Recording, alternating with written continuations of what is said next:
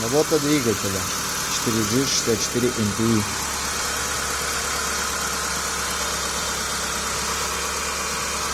Как часики. Есть одно но.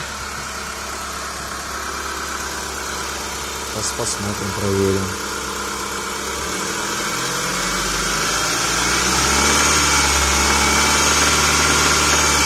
Что барабанит, не могу понять.